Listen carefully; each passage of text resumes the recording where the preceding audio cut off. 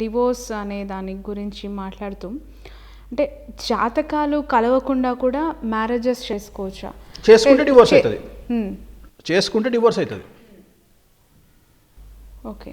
జాతకాలు అష్టవర్గ కూటమి అని ఒకటి ఉంటుందమ్మా. అంటే ఒక అబ్బాయి అమ్మాయి పెళ్లి చేసుకోవాలంటే 8 కలవాల. ఓకే. ఈ 8లో ఒక్కొక్క దాన్ని చూపిస్తుంది. డబ్బు, ఆరోగ్యం, సంతానం, వైధవ్యం, కష్టాలు, తల్లిగారి సౌఖ్యం అంటే అమ్మాయి తలుపు తల్లిగారి సౌఖ్యం, అత్తగారి సౌఖ్యం, లేకపోతే పుట్టే సంతానం ప్రాబ్లమేటిక్గా పుట్టడం. 8 రకాల ఈక్వేషన్స్ ఉంటాయి. దీంట్లో మనం మినిమం 6 కలిస్తే చేసుకోవాలి. ఓకే. కానీ జనాలు దీంట్లో 2 కలవకుండా చేసుకుంటారు. అప్పుడు ఏమవుతుంది? పుట్టే పిల్లలు ఆటిజంతో పుడతారు, లేకపోతే పిల్లలే పుట్టకపోవచ్చు, లేకపోతే భార్యాభర్తలు విడిపోవచ్చు, లేకపోతే తల్లిదండ్రికి మాట ఉండకపోవచ్చు, అంటే అబ్బాయి అమ్మాయిలో ఒకరి తల్లిదండ్రులు మాట ఉండకపోవచ్చు, లేదంటే ఆర్థికంగా జీవితాంతం కష్టపడవచ్చు, లేదంటే భార్యాభర్తల్లో ఒకరికి ఉద్యోగం ఉండకపోవచ్చు. ఇప్పుడు మనం ఏమనుకుంటామమ్మా, నాగ చైతన్య సమంతను చూసి వాడికేం పుట్టింది, దీన్ని వదిలిపెట్టిండు, దీనికేం పుట్టింది, వాడిని వదిలిపెట్టింది తిట్టుకుంటారు. అంటే ఆ భాషలో మాట్లాడుతున్నా. కానీ వాళ్ళకు ఉండే కష్టాలు ఎవరికి ఉండవు. Okay, right. అమితాబ్ బచ్చన్ కొడుకు అభిషేక్ బచ్చన్ పెళ్ళాం ఐశ్వర్యారాయ్, అభిషేక్ బచ్చన్ ఇద్దరు బాంబే రోడ్ల మీదకి వస్తే ఒక 50 కెమెరాలు వస్తాయమ్మా బయటికి. ఆ 50 కెమెరాలలో 49 కెమెరాలు ఐశ్వర్యారాయ్ దగ్గరికి పోతాయి, ఒక్క కెమెరా అభిషేక్ దగ్గరికి పోతుంది. మనిషి పుట్టుక పుట్టినకి ఎవరికైనా బాధ అనిపిస్తుంది కదా, ఈగో హట్ అవుతుంది కదా. వాడు ఏమనుకుంటాడు చూసి, నీ అమ్మ 49 కెమెరాలు ఏమో దాని దగ్గరికి పోతే ఒక్క కెమెరా నా దగ్గరికి వచ్చిందా, అవసరమా నాకు ఇది, అమితాబ్ బచ్చన్ కొడుకును దీనికి దండం పెట్టక అనుకుంటాడా అనుకోడా? అంటే సెలబ్రిటీ స్టేటస్లో ఉన్న ప్రాబ్లం ఏంటంటే ఇద్దరు సమానంగా ఉన్నా కష్టమే, ఒకళ్ళు తక్కువ ఉన్నా కష్టమే. ఇప్పుడు ఏదైనా అదే. ఇప్పుడు నాగ చైతన్య ఉన్నాడు, సమంత టాప్ హీరోయిన్. సమంత దగ్గరికి పోయిన కెమెరాలు నాగ చైతన్య దగ్గరికి పోవు, తను హట్ అవుతాడు కదా. అంటే ఇన్ని సమస్యలు ఉంటాయి. దీన్ని కూడా బ్యాలెన్స్ చేసుకోవాలి జాతకం. అంటే ఆ ఒక్క చిన్న రీజన్, కెమెరా అనే రీజన్ వల్ల కూడా డివోర్స్ అవుతుంది. నేను చెప్పదలుచుకున్న పాయింట్. మళ్ళీ కలిసే అవకాశం ఉందా? ఇంపాసిబుల్ అమ్మా, అయిపోయింది. అఖిల్ పరిస్థితి ఏంటి? కష్టం, బాగాలే జాతకం. నేను ఎప్పుడో చెప్పిన అఖిల్ జాతకం పర్సనల్ లైఫ్లో లేదంటే ప్రొఫెషనల్ లైఫ్ రెండిట్లలో కష్టం. అబ్బాయి రెండిట్లలో కష్టం. వాళ్ళ అమ్మ అవాయిడ్ చేసుకుంటే నాగార్జున గారికి అప్ప చెప్తే అఖిల్ లైఫ్ సూపర్. అంటే తన మదర్ ఇన్వాల్వ్మెంట్ చాలా నెగిటివ్ రిజల్ట్ ఇస్తుంది. చంద్రుడు నీచంలో ఉన్నాడు. సో చంద్రుడు అంటే తల్లి, సూర్యుడు అంటే రవి తండ్రి. అందుకని చంద్రుడు తగ్గి నాగార్జున గారి ఇన్వాల్వ్మెంట్ అయితే అఖిల్ జాతకం సూపర్.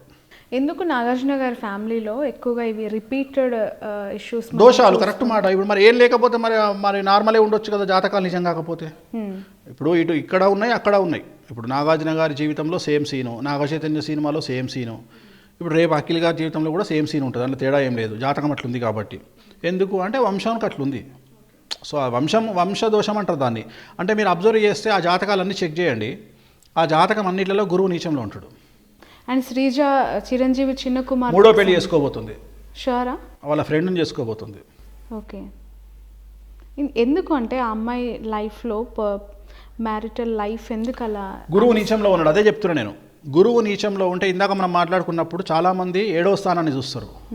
నేను గురువుని చూస్తా, 6ను చూస్తా. 6లో గురువు ఉన్నాడు. శ్రీజ జాతకాన్ని విశ్లేషిస్తే శ్రీజ జాతకంలో శని దృష్టి గురువు మీద ఉంది, కుజుడు నీచంలో ఉన్నాడు.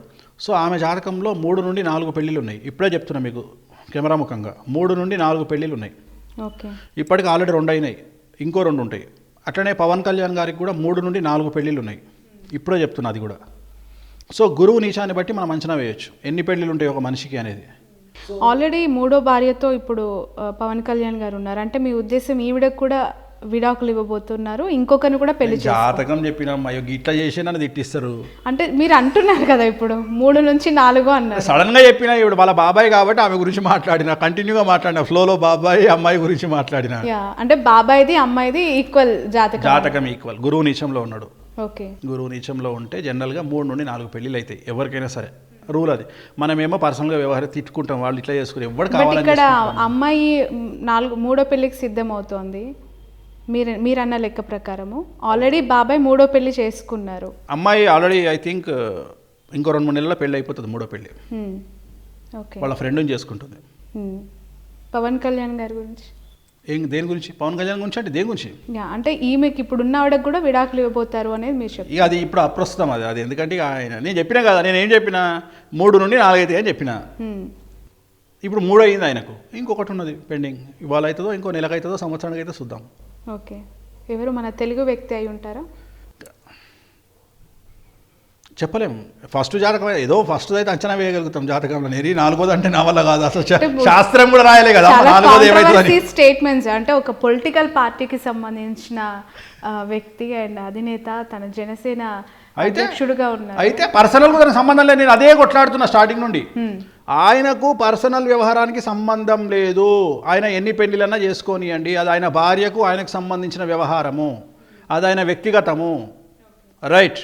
ఇప్పుడు నేను ఒక అమ్మాయితో తిరుగుతున్నా ఇన్ ద సెన్స్ నాకు ఇష్టం ఉండి ఒక అమ్మాయితో నేను డేటింగ్ చేసిన. ఎవరు బాధపడాలి? నా పెళ్ళాం బాధపడాలి. జనాలకేం బాధ? నేను ఆ టైప్ మాట్లాడతా. సో మనకు సంబంధాలు ఆయన పార్టీ లీడర్ అయినంత మాత్రాన ఇంకా ఆయన ఏం చేయడం లేదా? మీరే ఆయన లాస్ట్కు యూరప్ పోయి కనీసం ఓ పబ్లో కూర్చుందామంటే బతకనియరు, అమెరికాకు పోయి కసినోలో కూర్చుందామంటే బతకనియరు, బ్యాంకాకు పోతే బతకనియరు. ఎట్టయిపోయిందంటే జగన్మోహన్ రెడ్డి లాస్ట్కు నిన్న బిడ్డ కోసం అని ఎక్కడికో పోతే అది భ్రష్టు పట్టించారు. ప్రతి ఒక్కరి మీద ఇదే బాధన. అంటే ఎంజాయ్ చేయొద్దా లైఫ్లో?